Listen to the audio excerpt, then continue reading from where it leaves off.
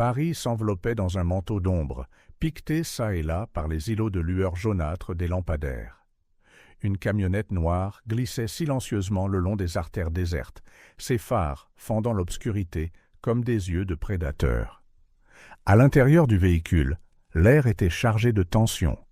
Isabelle, impeccable dans son tailleur Chanel, gardait son regard froid fixé sur la route. À côté d'elle, le docteur Dubois vérifiait nerveusement une seringue, le liquide à l'intérieur scintillant de manière menaçante sous la lumière intermittente de la rue.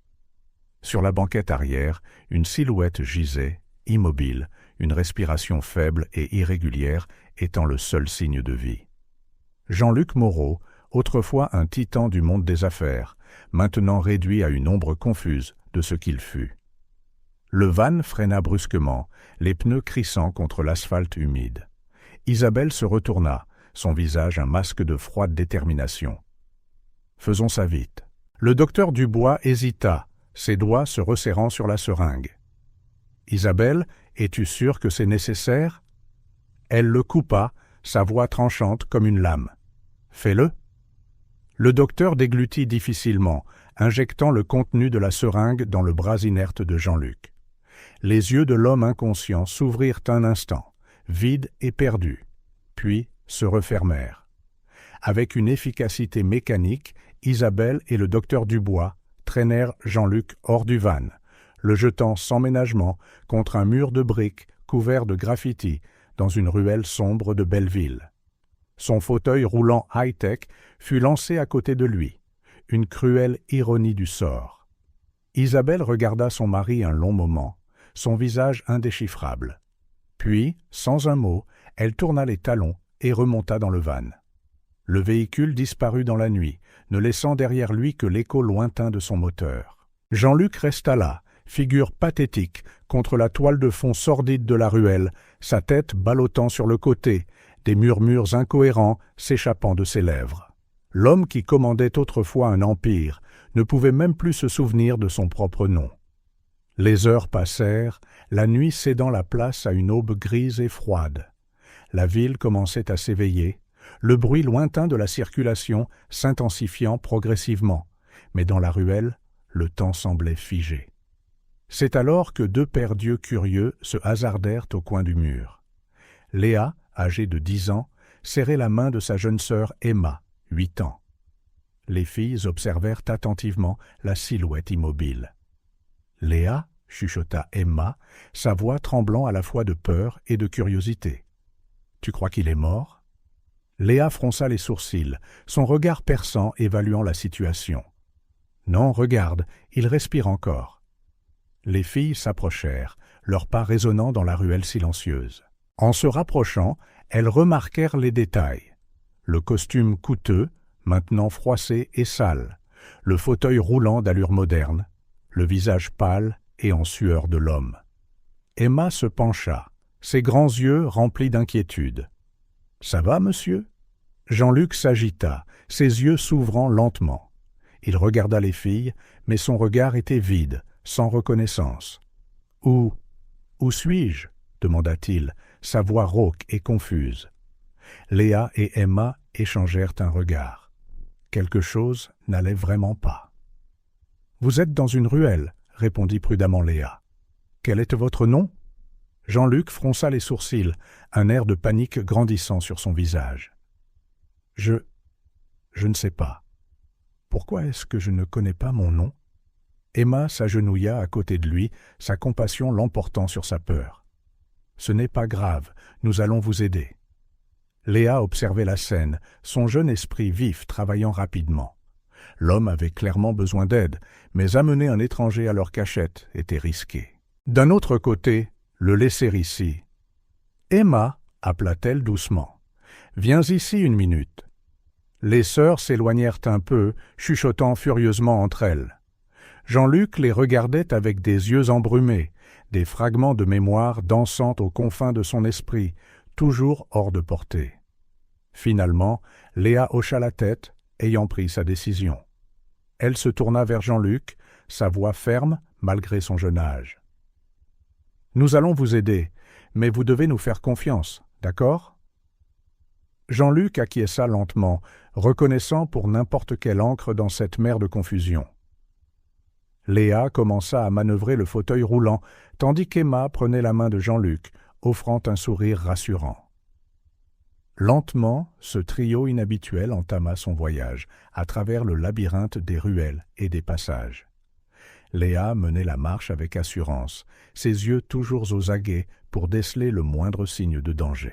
Emma maintenait un flot constant de bavardage doux, plus pour se calmer elle-même que pour apaiser Jean-Luc. Au fur et à mesure de leur progression, la ville autour d'eux s'anima. Des travailleurs endormis se dirigeaient vers leur emploi, des commerçants ouvraient leurs boutiques. Personne ne semblait remarquer l'homme confus dans le fauteuil roulant coûteux, guidé par 2 gamines en haillons. Enfin, après ce qui sembla une éternité, ils atteignirent une usine désaffectée, en périphérie. Avec une habileté consommée, Léa retira quelques planches disjointes, révélant une entrée cachée. « C'est ici », annonça-t-elle, sa voix pleine à la fois de fierté et d'appréhension. Jean-Luc regarda le bâtiment délabré, un pincement au cœur traversant sa confusion.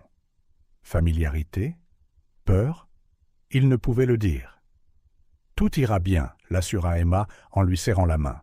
« C'est notre château secret. » Alors que les filles manœuvraient prudemment le fauteuil roulant à l'intérieur, Jean-Luc ressentit un étrange mélange d'émotions. La peur de l'inconnu, la gratitude pour la gentillesse de ces enfants étranges, et une profonde, inexplicable tristesse. La porte de fortune se referma derrière eux, laissant le monde extérieur derrière. Dans le silence poussiéreux de l'usine abandonnée, un nouveau voyage était sur le point de commencer. Un voyage de découverte, de guérison, et peut-être de rédemption. Jean-Luc ne savait pas qui il était, d'où il venait, ni ce que l'avenir lui réservait. Mais en regardant les visages souriants de Léa et Emma, il sentit une étincelle d'espoir. Qui qu'il soit, où qu'il puisse se trouver, il n'était plus seul. Et ainsi, en ce moment improbable, dans un lieu improbable, et avec des compagnes improbables, le chapitre suivant de la vie de Jean-Luc Moreau commença.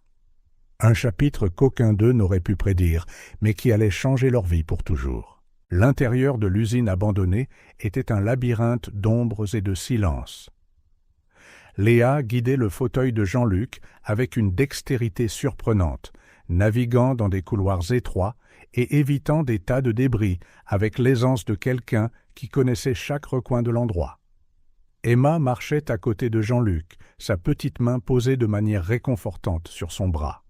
« On y est presque », murmura-t-elle, plus pour elle-même que pour lui. Jean-Luc observait tout avec des yeux absents, son esprit un brouillard de confusion.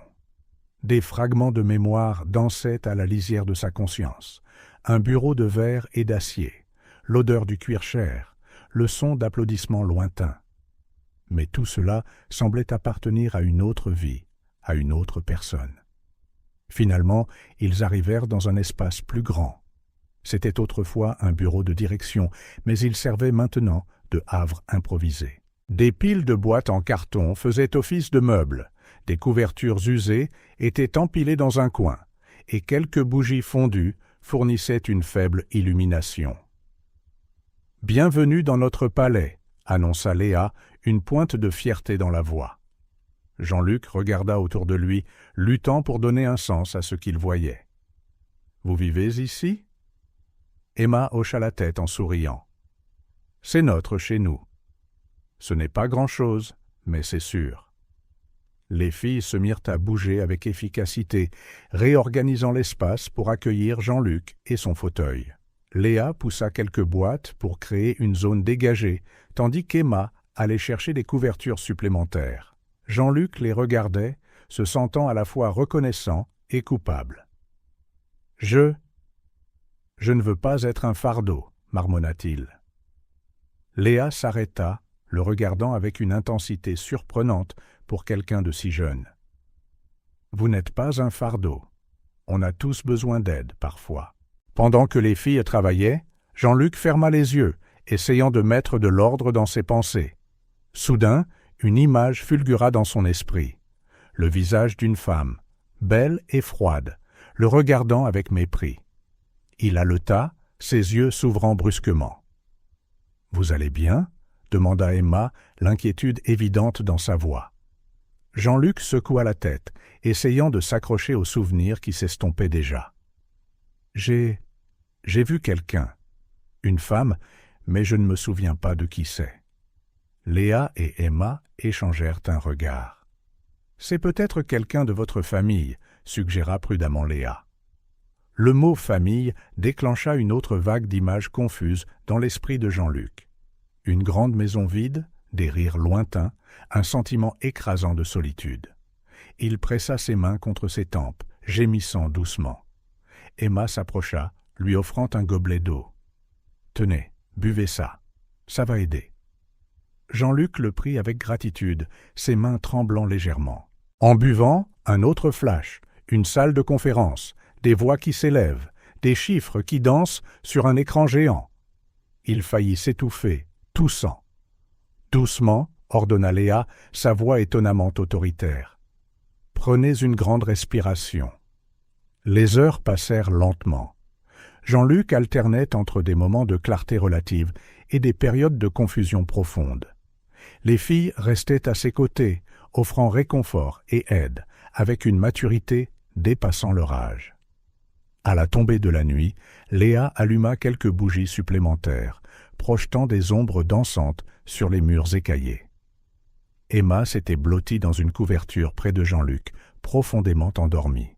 « Vous devriez vous reposer aussi, » dit doucement Léa à Jean-Luc. « Demain est un autre jour. » Jean-Luc hocha la tête, sentant le poids de l'épuisement dans chaque fibre de son être. Mais alors qu'il fermait les yeux, d'autres éclats de mémoire l'assaillirent. Une signature sur un contrat important, le contact froid d'une alliance, le crissement perçant du métal qui se tord. Il se réveilla en sursaut, une sueur froide coulant sur son front. Léa fut immédiatement à ses côtés, une présence calme dans l'obscurité. « Un cauchemar ?» demanda-t-elle simplement. Jean-Luc acquiesça, incapable de mettre des mots sur le tourbillon d'émotions et d'images qui le tourmentait. Léa s'assit à côté de lui, sa petite main trouvant la sienne dans le noir. « Vous savez, » commença-t-elle, sa voix à peine plus haute qu'un murmure. « Quand Emma et moi nous sommes retrouvés dans la rue, je faisais des cauchemars toutes les nuits. Je rêvais de notre mère qui nous quittait, des dangers de la ville. Mais avec le temps, j'ai appris que les cauchemars ne sont que ça, des rêves. Ils ne peuvent pas vraiment nous faire de mal. » Jean-Luc écoutait, ressentant une vague d'admiration pour cet enfant si jeune et pourtant si sage. « Comment vous êtes-vous retrouvés ici ?» demanda-t-il avec hésitation. Léa resta silencieuse un moment, comme si elle décidait de ce qu'elle pouvait révéler. « Notre mère nous a abandonnés, » dit-elle finalement. Un jour, elle nous a emmenés au parc, a dit qu'elle allait acheter des glaces et n'est jamais revenue. Le cœur de Jean-Luc se serra à la simplicité brutale de l'histoire. « Je suis désolé, » murmura-t-il. Léa haussa les épaules, un geste qui semblait très adulte sur ses petites épaules. « Ce n'est pas grave, on s'a l'une l'autre, et maintenant, on vous a aussi. » Les mots restèrent en suspens dans l'air, porteurs d'un poids qu'aucun d'eux n'était tout à fait prêt à affronter. Jean-Luc ressentit un mélange de gratitude et de peur. Gratitude pour la gentillesse de ses enfants, peur de l'inconnu qui l'attendait. « Merci, » dit-il finalement, sa voix épaisse d'émotion. Pour tout, Léa lui serra doucement la main. « Reposez-vous maintenant. Demain, on essaiera d'en savoir plus sur qui vous êtes. » Alors que Jean-Luc succombait enfin au sommeil, son esprit toujours un tourbillon de souvenirs fracturés et d'émotions confuses, il s'accrocha à une certitude. Aussi effrayant et incertain que soit l'avenir, il n'était plus seul. Dans le calme de la nuit, dans une usine abandonnée au cœur de la ville, une improbable famille de fortune se reposait. Léa, la protectrice vigilante, Emma, l'âme bienveillante, et Jean-Luc, l'homme sans passé, mais peut-être, juste peut-être, avec un avenir. L'aube apporterait de nouveaux défis, de nouvelles découvertes, mais pour l'instant, enveloppés dans une obscurité protectrice et réchauffés par une camaraderie mutuelle, ils trouvèrent un moment de paix au milieu du chaos de leur vie. L'aube filtrait à travers les fissures des fenêtres barricadées, peignant l'intérieur de l'usine abandonnée de doux traits de lumière. Jean-Luc cligna des yeux, s'ajustant lentement à la pénombre.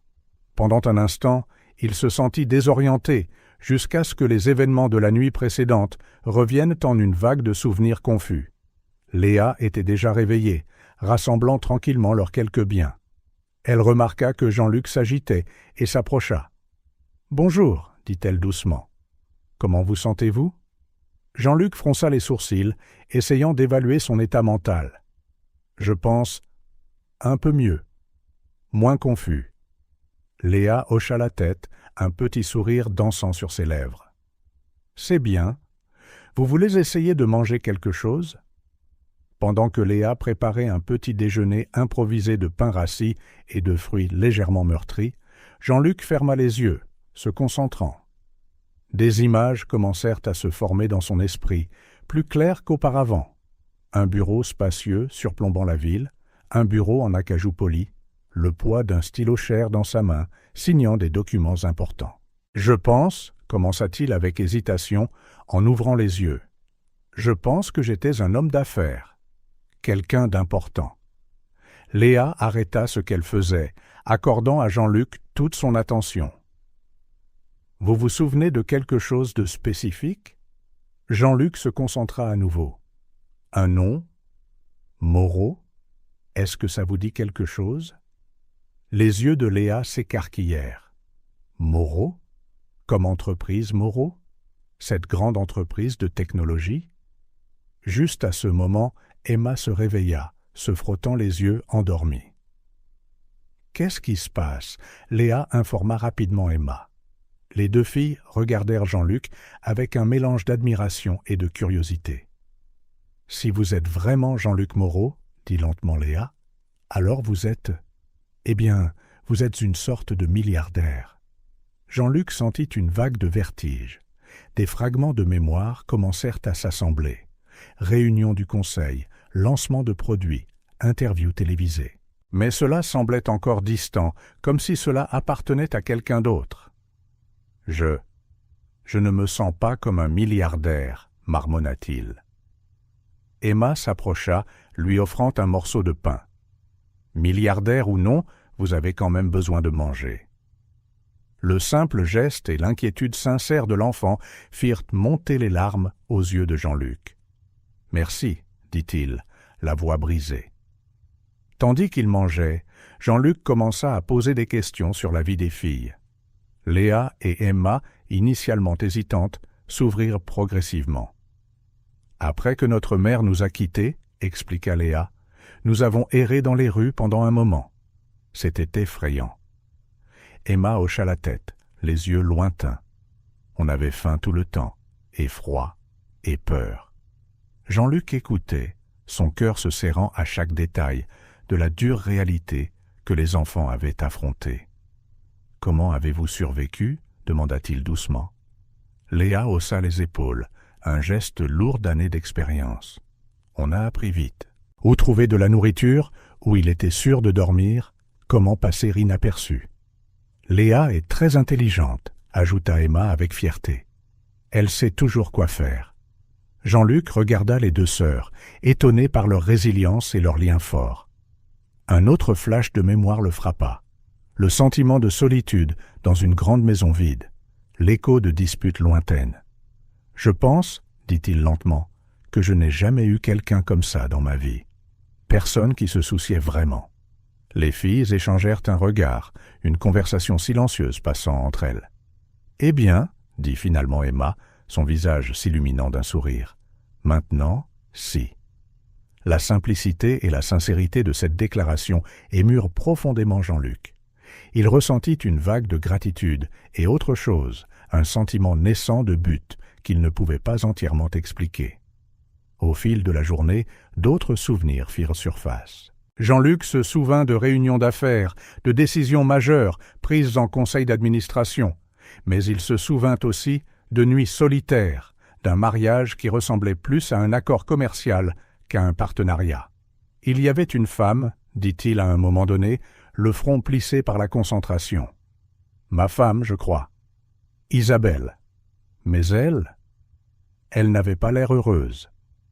Léa écoutait attentivement, ses yeux vifs évaluant chaque mot. « Vous souvenez-vous de ce qui vous est arrivé? Comment vous vous êtes retrouvé dans cette ruelle ?» Jean-Luc ferma les yeux, essayant de se concentrer. Des images confuses fulgurèrent dans son esprit. Une dispute animée, le reflet froid d'une seringue, la sensation de tomber dans un gouffre sans fond. « Je ne suis pas sûr, admit-il finalement, mais j'ai le sentiment que j'ai été trahi par quelqu'un de proche. » Le silence tomba sur le groupe, lourd des implications de cette révélation partielle. « Eh bien, dit enfin Léa, sa voix résolue, peu importe ce qui s'est passé avant. Ce qui compte, c'est ce que nous faisons maintenant. » Emma hocha vigoureusement la tête. « C'est vrai. Et nous vous aiderons, monsieur Jean-Luc. Je le promets. » Jean-Luc regarda les deux filles, ressentant une bouffée d'émotion, gratitude, admiration et un sentiment croissant de responsabilité. Ces enfants, qui avaient tant souffert, étaient prêts à tout risquer pour l'aider. « Vous deux, vous êtes incroyables, » dit-il doucement. « Je ne sais pas comment vous remercier. » Léa sourit, un sourire qui semblait bien plus vieux que ses années. « Pas besoin de nous remercier. C'est ce que fait la famille. » Le mot « famille » résonna dans l'esprit de Jean-Luc, suscitant un mélange complexe d'émotions. Il réalisa que malgré toute sa richesse et son succès passé, il n'avait peut-être jamais vraiment connu ce que signifiait avoir une famille.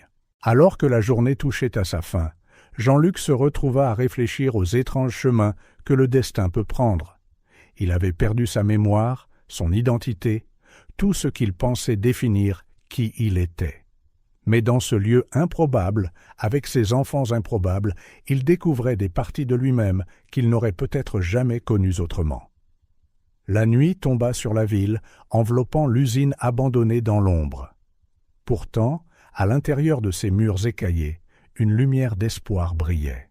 Jean-Luc, Léa et Emma se blottirent dans leur coin de fortune, chacun perdu dans ses pensées, mais unis par un lien qui se renforçait d'heure en heure. Demain apporterait de nouveaux défis, de nouveaux souvenirs, peut-être même des dangers. Mais pour l'instant, dans ce moment de calme, ils trouvèrent quelque chose de précieux, un sentiment d'appartenance, un but commun. Et pour Jean-Luc, cela valait plus que tous les milliards qu'il aurait pu perdre. Le soleil du matin scintillait sur les fenêtres en miroir du gratte-ciel abritant le siège d'entreprise Moreau à La Défense. Au 50e étage, Isabelle Moreau ajusta son blazer impeccable avant d'entrer dans la salle du conseil. Son visage était un masque de préoccupation étudié, mais ses yeux brillaient d'une ambition à peine dissimulée. La salle était bondée. Des cadres et des membres du conseil nerveux chuchotaient entre eux, l'air lourd de tension et de spéculation. Isabelle se dirigea vers la tête de la table, sa présence faisant instantanément taire les bavardages. « Mesdames, messieurs, » commença-t-elle, sa voix ferme, mais avec une pointe d'émotion calculée. « Merci à tous d'être venus si rapidement. Comme vous le savez, ces dernières semaines ont été difficiles pour Entreprise Moreau. » Elle marqua une pause, laissant le poids de ses mots planer dans l'air. Les visages anxieux des personnes présentes étaient fixés sur elle, attendant des réponses. « Malheureusement, » continua Isabelle, « j'ai des nouvelles préoccupantes concernant mon mari, Jean-Luc. Son état suite à l'accident s'est considérablement détérioré. » Des murmures inquiets parcoururent la salle. Jacques, le meilleur ami de Jean-Luc et le directeur des opérations de l'entreprise, se pencha en avant, l'inquiétude gravée sur son front. « Isabelle, qu'est-ce que cela signifie exactement ?» Isabelle poussa un soupir dramatique, sortant un dossier de son porte-documents. « Les médecins ont confirmé nos pires craintes. Jean-Luc est mentalement incapable. » Elle ouvrit le dossier pour révéler une série de documents à l'aspect officiel. « J'ai ici des rapports médicaux détaillant l'état de Jean-Luc. Il souffre de confusion sévère, de perte de mémoire et est incapable de prendre les décisions les plus élémentaires et encore moins de diriger une société comme Entreprise Moreau. » La salle éclata en conversations agitées. Isabelle laissa le chaos régner quelques instants avant de lever la main pour appeler au silence. Je comprends que cela soit choquant pour vous tous. Croyez-moi, personne n'est plus dévasté que moi. Mais nous devons penser à l'avenir de cette entreprise, à nos employés, à nos investisseurs. Jacques se leva, son visage un mélange d'incrédulité et de suspicion. Isabelle, c'est difficile à croire. Jean-Luc a toujours été si fort, si résilient. Es-tu sûr que ces rapports sont exacts? Isabelle lança un regard glacial à Jacques. Remets-tu en question l'intégrité de médecins réputés, Jacques? Ou insinues-tu que je mentirais sur l'état de mon propre mari? Jacques recula, visiblement mal à l'aise. Non, bien sûr que non. C'est juste... C'est un choc. Isabelle adoucit son expression, se tournant vers le reste de la salle. Je sais que vous êtes tous inquiets, mais maintenant plus que jamais, nous devons être unis. Entreprise Moreau a besoin d'un leadership fort et décisif. Elle marqua une pause stratégique, laissant ses mots s'imprégner. C'est pourquoi, le cœur lourd, je propose que nous assumions le contrôle exécutif de l'entreprise, au nom de Jean-Luc. La salle explosa en discussions animées. Certains cadres semblaient sceptiques, d'autres clairement alignés avec Isabelle. Jacques observait tout avec un air de méfiance croissant. Isabelle continua, sa voix tranchant le bruit. « J'ai déjà consulté notre équipe juridique. Avec ces rapports médicaux, nous avons la base légale pour un transfert temporaire de pouvoir. C'est le seul moyen de protéger l'héritage de Jean-Luc et l'avenir d'Entreprise Moreau. » Elle distribua des copies des documents, observant attentivement les réactions de chacun. La plupart des cadres examinèrent les pages avec des expressions de choc et de chagrin. Pourtant, Isabelle remarqua une étincelle d'ambition dans certains yeux, qu'elle savait pouvoir manipuler à ses propres fins. Jacques fut le premier à rompre le silence. « Isabelle, c'est une décision énorme. Ne devrions-nous pas attendre, donner à Jean-Luc un peu de temps pour se rétablir ?» Isabelle secoua tristement la tête. « J'aimerais que nous le puissions, Jacques. Mais les médecins ont été clairs. L'état de Jean-Luc est permanent. » Elle se tourna pour faire face au reste de la salle, sa voix gagnant en force. « Mesdames, messieurs, je sais que c'est difficile, mais nous avons une responsabilité envers nos actionnaires, nos employés et envers Jean-Luc lui-même. Nous ne pouvons pas laisser tout ce qu'il a construit s'effondrer. » Un par un, les membres du conseil commencèrent à hocher la tête. Isabelle pouvait voir la lutte interne sur leur visage, le choc et la tristesse rivalisant avec le pragmatisme et l'ambition. « Je propose un vote, annonça-t-elle, pour confirmer le transfert temporaire du pouvoir exécutif à un comité dirigé par moi, au nom de Jean-Luc. » Les heures suivantes furent un tourbillon de discussions, d'arguments et de marchandages en coulisses. Isabelle navigua tout cela avec un mélange de charme calculé et de détermination implacable. Elle savait exactement sur quel bouton appuyer, quelle promesse faire, quelle menace subtile murmurer. Quand la poussière retomba, le résultat fut clair. À une courte majorité, le Conseil avait voté en faveur de la proposition d'Isabelle. Alors que la salle se vidait, Jacques s'approcha d'Isabelle. Son visage était sombre, ses yeux scrutant les siens. « Isabelle, je connais Jean-Luc depuis des années. Rien de tout cela ne me semble juste. » Isabelle posa une main réconfortante sur le bras de Jacques, sa voix apaisante mais teintée d'une menace sous-jacente.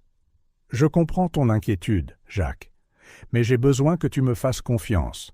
C'est pour le bien de Jean-Luc, pour le bien de l'entreprise. Es-tu avec moi ?» Jacques hésita un long moment avant de hocher lentement la tête. « Oui, je suis avec toi. Pour Jean-Luc. » Isabelle sourit, mais le sourire n'atteignit pas ses yeux. « Parfait.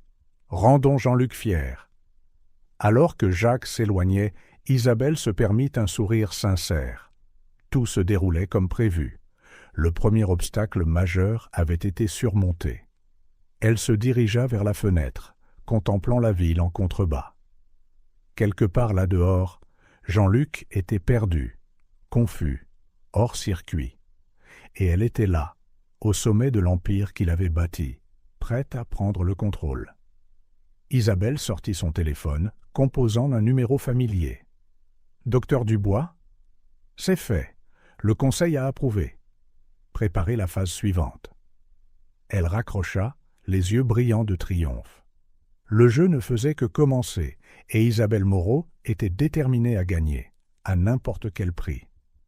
Le bureau du détective Franck était un exercice de chaos organisé. Des piles de dossiers couvraient chaque surface disponible, les murs tapissés de coupures de presse et de photos d'anciennes affaires. Au centre de ce tourbillon se tenait Franck lui-même, un homme d'une 50aine d'années avec des yeux perçants qui semblaient de voir à travers les gens.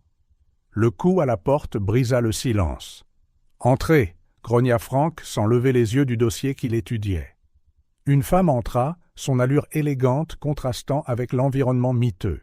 « Détective Franck, je suis Sandrine, l'assistante exécutive de Jean-Luc Moreau. » Franck leva enfin son regard, jaugeant la nouvelle venue. « Moreau, le magnate de la technologie ?» Sandrine hocha la tête, s'asseyant sur la chaise en face de son bureau.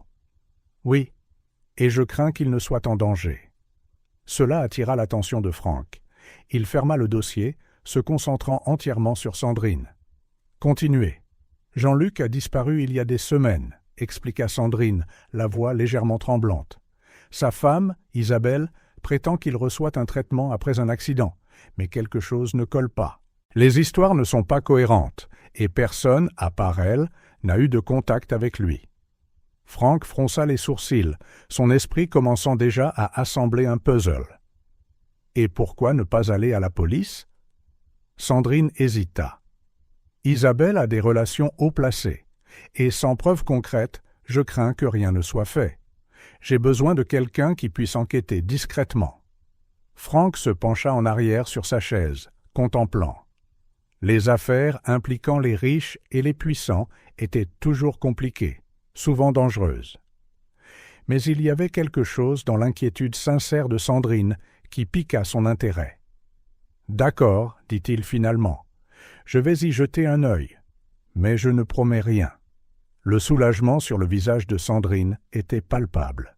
« Merci, détective, voici tout ce que j'ai rassemblé jusqu'à présent. » Elle tendit à Franck un épais dossier. Dans les jours qui suivirent, il plongea profondément dans le monde de Jean-Luc Moreau. Il examina les rapports financiers, interrogea discrètement les employés et surveilla Entreprise Moreau à distance. Un schéma commença à émerger, des décisions d'entreprise étranges, des mouvements d'argent suspects et une atmosphère de peur et d'incertitude au sein de l'entreprise. La grande percée arriva lorsque Franck obtint l'accès aux caméras de surveillance autour du manoir des Moreau. Après des heures de visionnage, il vit quelque chose. Une camionnette noire quittant la propriété tard dans la nuit, vers la date de l'accident supposé de Jean-Luc. Franck traqua le van à travers la ville, sautant d'une caméra à l'autre. La piste se termina dans une ruelle sombre et isolée de Belleville. Tôt le lendemain matin, Franck était dans cette ruelle, ses yeux expérimentés, scrutant chaque détail. Il n'y avait pas grand-chose à voir, des ordures, des graffitis, les restes habituels d'une zone urbaine négligée. Mais alors, quelque chose attira son attention. À moitié caché derrière une poubelle se trouvait un morceau de tissu coûteux. Franck l'examina attentivement, remarquant des taches qui pourraient être du sang. « Bingo !» marmonna-t-il. Franck étendit sa recherche, couvrant systématiquement la zone. Il interrogea les sans-abri locaux, les commerçants voisins, quiconque aurait pu voir quelque chose cette nuit fatidique. La plupart n'avaient rien à offrir, mais un vieux clochard, en échange de quelques euros, partagea un détail intrigant. « J'ai vu un truc bizarre cette nuit-là », raconta l'homme d'une voix rauque. « Une camionnette noire. 2 personnes traînaient quelque chose, ou quelqu'un. Ça avait l'air lourd. » Franck sentit son pouce accélérer. « Avez-vous vu où ils sont allés ?» Le vieil homme secoua la tête. « Non, mais il y avait 2 petites filles dans le coin. Elles semblaient regarder. Je ne les ai pas revues depuis. » Cette nouvelle information ouvrit une autre piste d'enquête. Franck commença à chercher des enfants disparus ou en fugue dans la région. Il visita des foyers, parla avec des travailleurs sociaux, gardant toujours un œil sur 2 jeunes sœurs. Pendant ce temps, il continua de surveiller Entreprise Moreau de loin. Les actions d'Isabelle devenaient de plus en plus audacieuses, son emprise sur l'entreprise se resserrant de jour en jour. Une nuit, alors qu'il examinait ses notes dans son bureau, Franck fut interrompu par un coup urgent à la porte. C'était Sandrine, son visage pâle d'inquiétude. « Détective Franck, les choses s'aggravent, » dit-elle dès son entrée. Isabelle est sur le point de finaliser un accord qui lui donnerait effectivement le contrôle total de l'entreprise. Si nous ne trouvons pas Jean-Luc bientôt... Franck hocha la tête gravement. « Je suis sur une piste, Sandrine. J'ai une théorie, mais j'ai besoin de plus de temps pour la confirmer. » Sandrine semblait vouloir en dire plus, mais fut interrompue par la sonnerie du téléphone de Franck. « Allô, Franck » répondit-il brusquement. La voix à l'autre bout du fil était basse et nerveuse. « Détective, c'est le docteur Dubois. Je ne peux plus faire ça. Je dois dire la vérité sur Jean-Luc Moreau. » Franck fit signe à Sandrine de se taire, mettant l'appel sur haut-parleur. « Je vous écoute, docteur. » C'était Isabelle, dit le docteur Dubois, sa voix tremblante. Elle a tout planifié. L'accident, les faux rapports médicaux, la disparition de Jean-Luc. J'ai aidé? Dieu me pardonne, j'ai aidé. Franck et Sandrine échangèrent des regards stupéfaits. Où est Jean-Luc maintenant, docteur? Une longue pause tendue. Je ne suis pas sûr exactement.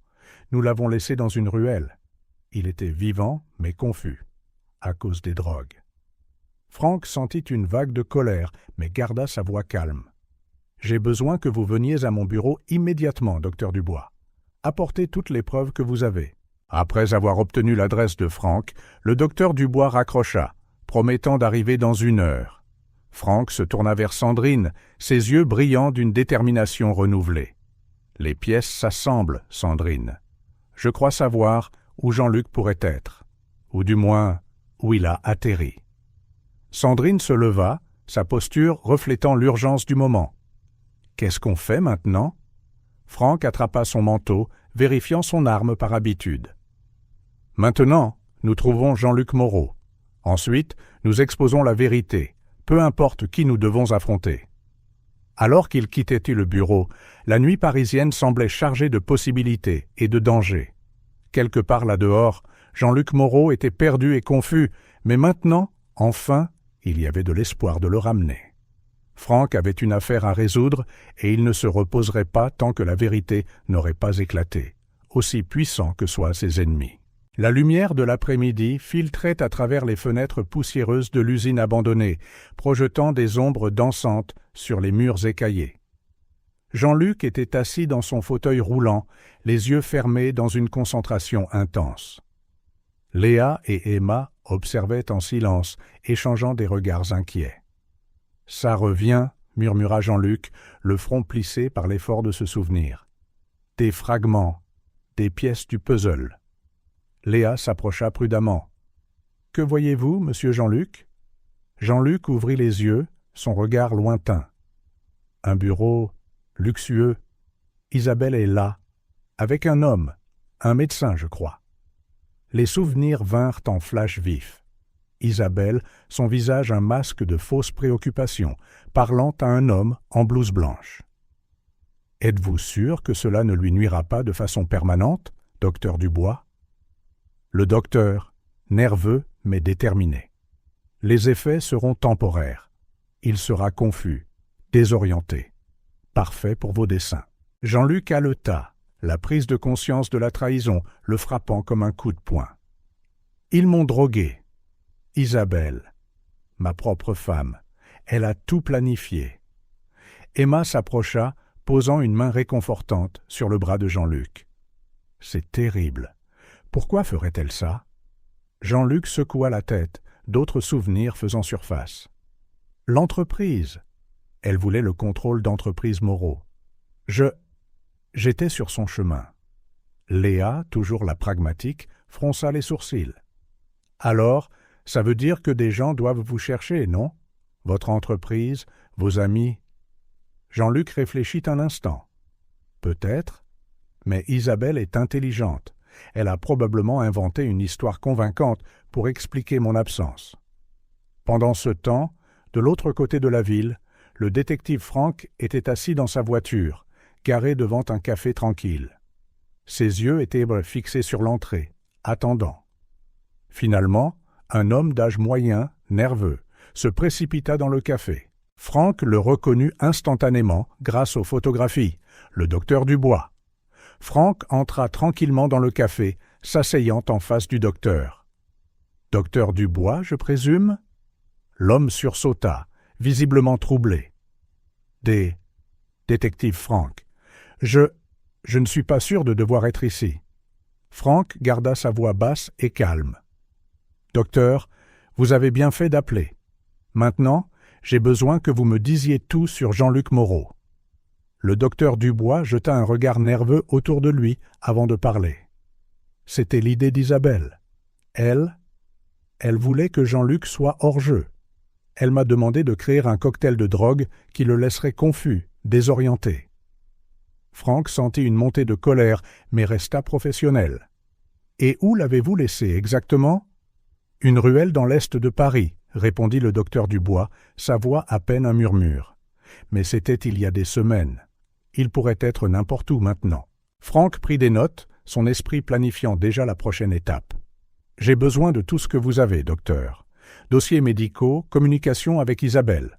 Tout. » Le docteur Dubois hocha la tête d'un air tremblant, glissant une clé USB sur la table. « Tout est là. Je suis tellement désolé.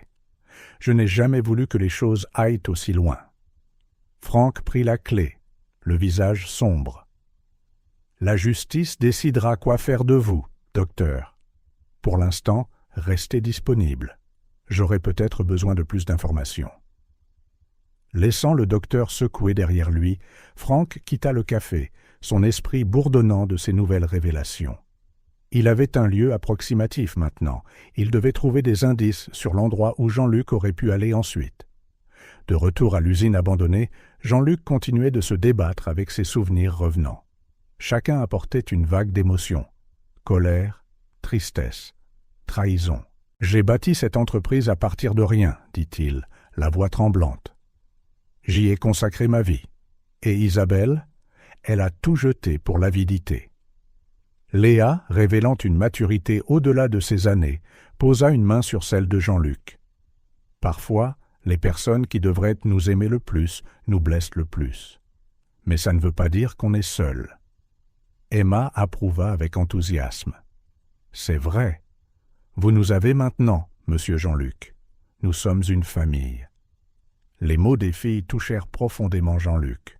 Lui, un homme qui avait tout eu, trouvait une véritable compassion et loyauté chez deux enfants sans abri. « Vous avez raison, dit-il, un faible sourire se dessinant sur ses lèvres. Nous sommes une famille, et ensemble, nous trouverons un moyen de réparer ça. » Alors que la nuit tombait une fois de plus, Frank naviguait dans les rues de l'est de Paris, les yeux aux aguets pour tout signe de Jean-Luc ou des deux jeunes sœurs mentionnées par le témoin. Il s'arrêta dans un foyer local, montrant des photos de Jean-Luc et demandant des informations sur deux jeunes sœurs. Le travailleur social secoua la tête. « Je n'ai vu personne comme ça, mais il y a des rumeurs sur deux filles vivant dans l'un des bâtiments abandonnés du coin. Elles évitent généralement les autorités. » Frank la remercia pour la piste, son cœur s'emballant à la possibilité d'un indice solide.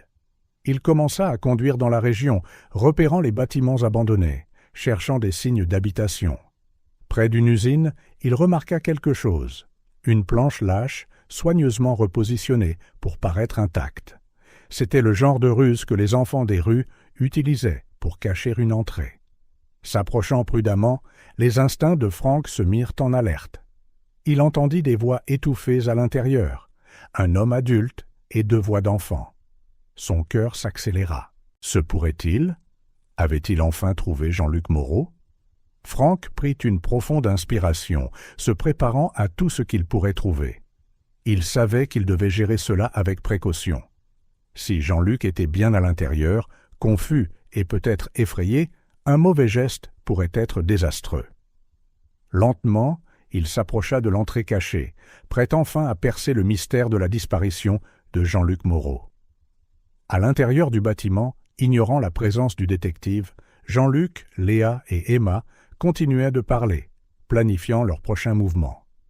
La vérité était sur le point de faire surface, et aucun d'eux n'était préparé à l'impact qu'elle aurait sur leur vie. Le silence de l'usine abandonnée fut rompu par le son doux, mais distinct, de pas prudents. Léa le remarqua en premier, ses sens aiguisés par la rue, en alerte. Elle fit signe à Emma, qui se tendit immédiatement. « Monsieur Jean-Luc, » chuchota Léa, « je crois qu'il y a quelqu'un. » Jean-Luc, encore absorbé par ses souvenirs nouvellement refaits surface, mit un moment à enregistrer les mots de Léa. Quand il le fit, une poussée d'adrénaline le traversa. « Avez-vous un endroit où vous cachez » demanda-t-il à voix basse. Emma désigna une vieille armoire dans le coin. « Là-dedans, mais on ne vous laisse pas seul. » Jean-Luc secoua fermement la tête. « Allez-y, maintenant. Je m'occuperai de qui que ce soit. » À contre-cœur, les filles se cachèrent, laissant Jean-Luc seul dans son fauteuil roulant, face à l'entrée. Franck s'avança vers la porte de fortune, son cœur battant la chamade. Des années d'expérience lui disaient que c'était un moment critique. Il prit une profonde inspiration et frappa sur le bois usé. « Bonjour, appela-t-il. Y a-t-il quelqu'un ? Je m'appelle Franck. Je suis détective privé. » À l'intérieur, Jean-Luc sentit un tourbillon de peur et d'espoir. Un détective ? Se pouvait-il que quelqu'un le cherche vraiment ? « Entrez, » répondit Jean-Luc, sa voix plus stable qu'il ne le pensait. Franck poussa doucement la porte et entra dans l'espace faiblement éclairé.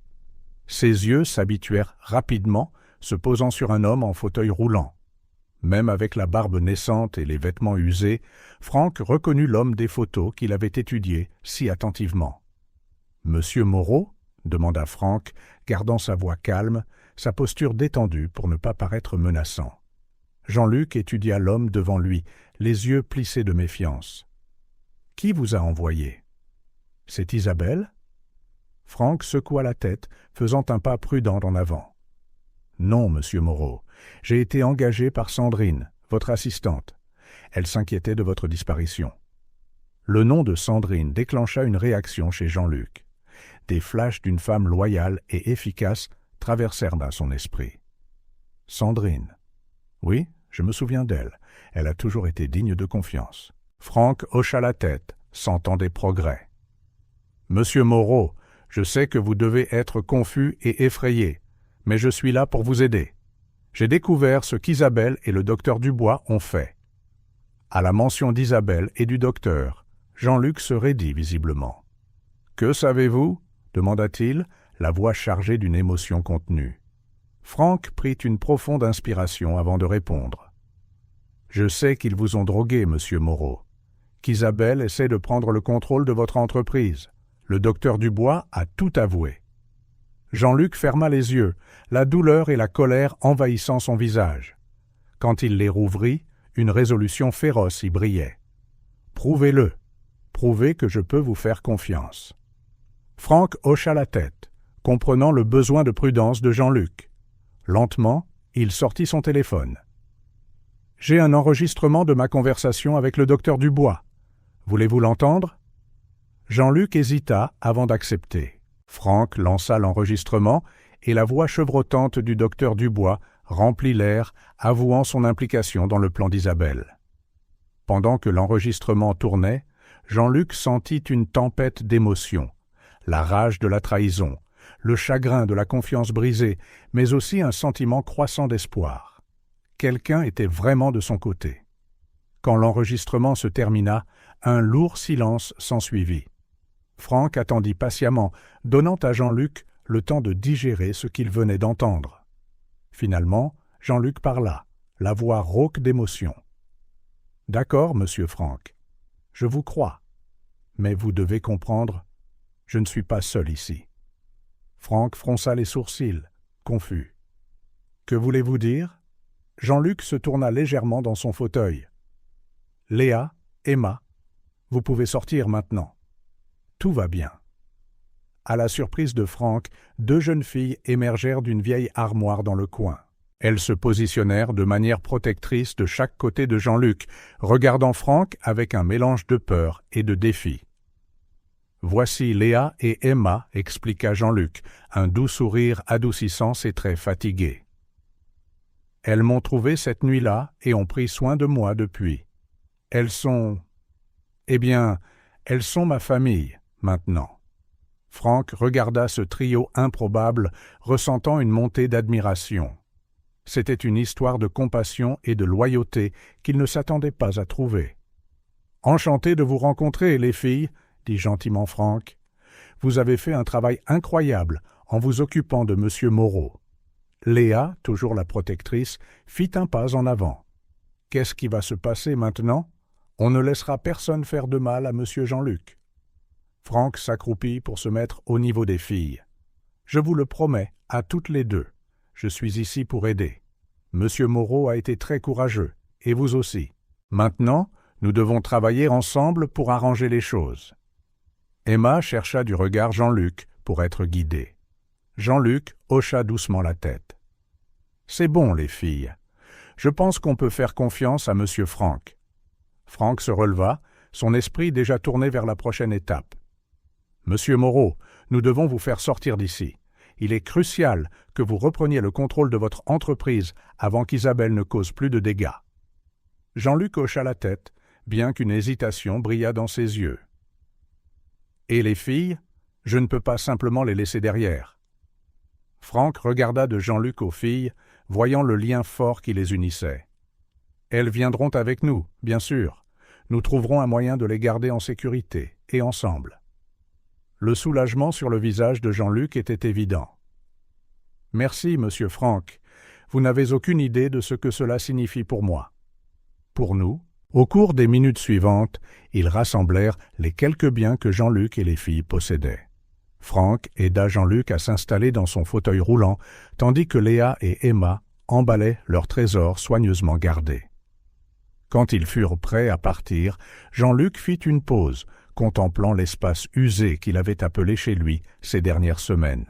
« Vous savez, dit-il doucement, aussi étrange que cela puisse paraître, cet endroit va me manquer. C'est ici que j'ai redécouvert ce qui compte vraiment dans la vie. » Léa prit la main de Jean-Luc, Emma faisant de même de l'autre côté. « Peu importe où nous sommes, dit Léa avec une sagesse au-delà de ses années, tant que nous sommes ensemble. Nous sommes à la maison. » Franck observa la scène avec une boule dans la gorge. De toutes ces années en tant que détective, il n'avait jamais été témoin d'un lien aussi pur et authentique. « Allons-y, dit-il finalement, doucement. Nous avons un long chemin à parcourir, mais vous n'êtes plus seul sur ce voyage. » Alors que le groupe particulier quittait l'usine abandonnée et entrait dans la nuit parisienne, un sentiment d'anticipation flottait dans l'air.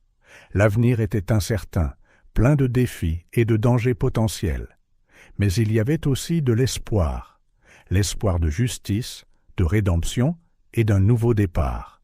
Jean-Luc Moreau, le magnate déchu, 2 gamines des rues résilientes et un détective déterminé. Une famille improbable réunie par le destin et l'adversité. Ensemble, ils étaient sur le point d'affronter le monde et de reprendre ce qui avait été volé. La vraie bataille ne faisait que commencer. La suite de l'hôtel Plaza Athénée était un contraste frappant avec l'usine abandonnée que Jean-Luc, Léa et Emma avaient appelée leur maison ces dernières semaines. Franck avait choisi un endroit discret mais confortable où ils pourraient se regrouper et planifier leurs prochaines étapes. Jean-Luc, maintenant rasé et portant des vêtements propres, ressemblait davantage au PDG qu'il avait été. Assis dans son fauteuil roulant près de la fenêtre, il contemplait la ville, son esprit un maelstrom de pensées. Léa et Emma, perchées sur le canapé, étaient encore ébahies par le luxe soudain qui les entourait. Franck faisait les 100 pas, son visage plongé dans une profonde concentration. « Bon !» commença Franck, s'arrêtant au milieu de la pièce.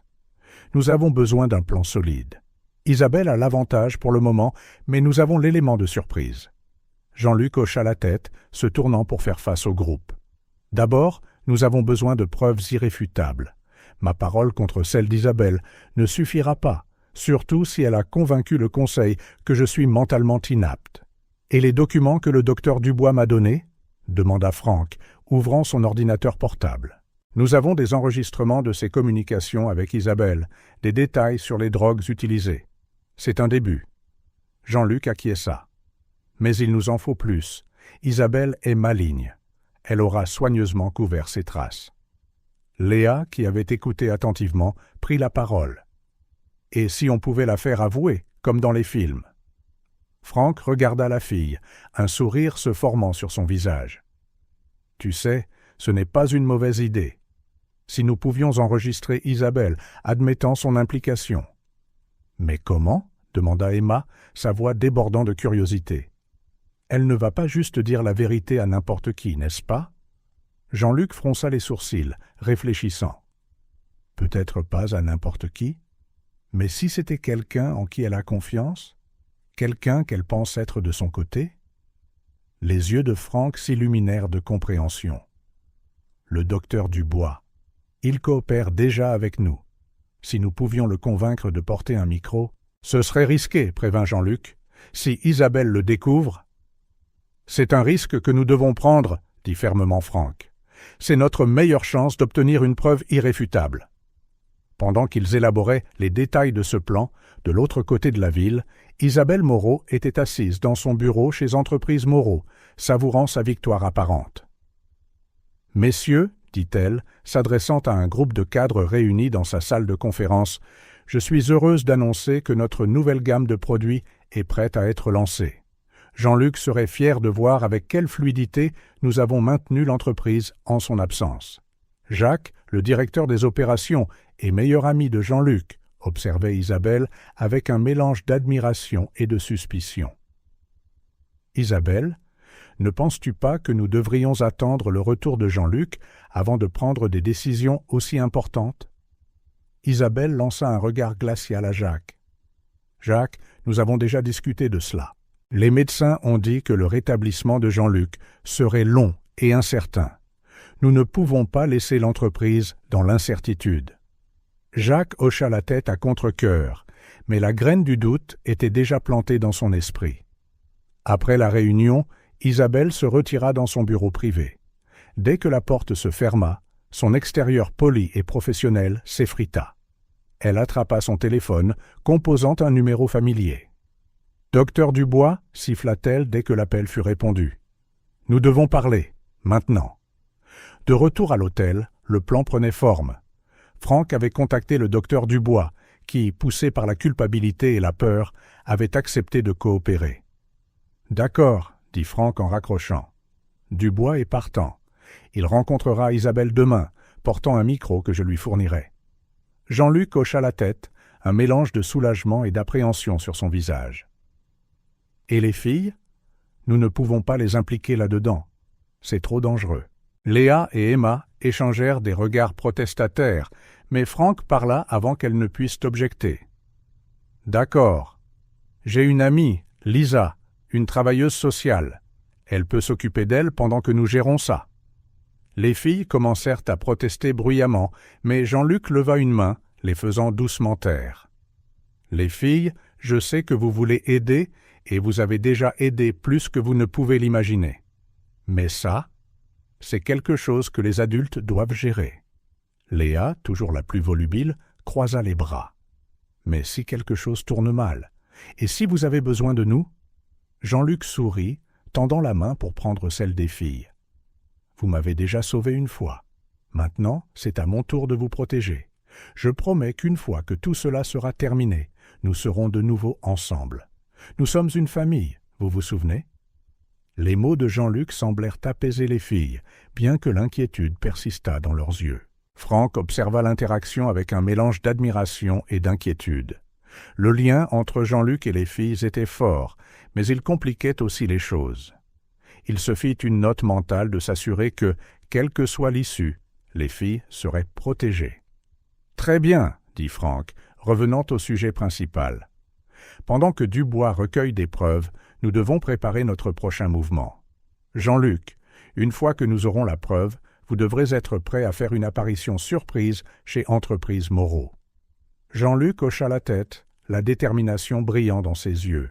« Je suis prêt. Il est temps qu'Isabelle fasse face aux conséquences de ses actes. Le reste de la nuit, fut consacré à peaufiner le plan. Franck activa son réseau de contacts, s'assurant un soutien juridique et médiatique pour le moment où l'histoire éclaterait. Jean-Luc examina les documents de l'entreprise, se rappelant des détails cruciaux nécessaires pour reprendre le contrôle. Léa et Emma, bien que réticentes à être mises à l'écart, apportèrent leurs propres idées, dont beaucoup étaient étonnamment perspicaces. Leur perspective unique de la rue offrait des angles que les adultes n'avaient pas envisagés. Alors que la nuit avançait, l'atmosphère dans la suite était chargée d'une anticipation tendue. Tout le monde savait que les jours à venir seraient critiques, déterminant non seulement l'avenir d'Entreprise Moreau, mais aussi le sort de cette famille improvisée. Jean-Luc regarda le groupe réuni autour de lui, ressentant une montée d'émotion. Il y a quelques semaines à peine, il était seul, confus et abandonné dans une ruelle. Maintenant, il était entouré de personnes qui se souciaient sincèrement de lui, prêtes à se battre à ses côtés. « Merci », dit-il doucement, sa voix lourde d'émotion. « À vous tous. Quoi qu'il arrive demain, sachez que vous m'avez déjà donné quelque chose que je pensais avoir perdu pour toujours. L'espoir. » Franck sourit, posant une main rassurante sur l'épaule de Jean-Luc. Léa et Emma se précipitèrent pour l'étreindre, leurs petits bras s'enroulant autour de lui de manière protectrice.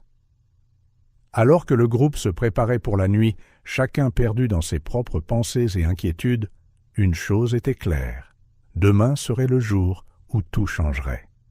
La confrontation finale était sur le point de commencer, et les enjeux n'avaient jamais été aussi élevés. L'aube se leva avec une tension palpable dans l'air.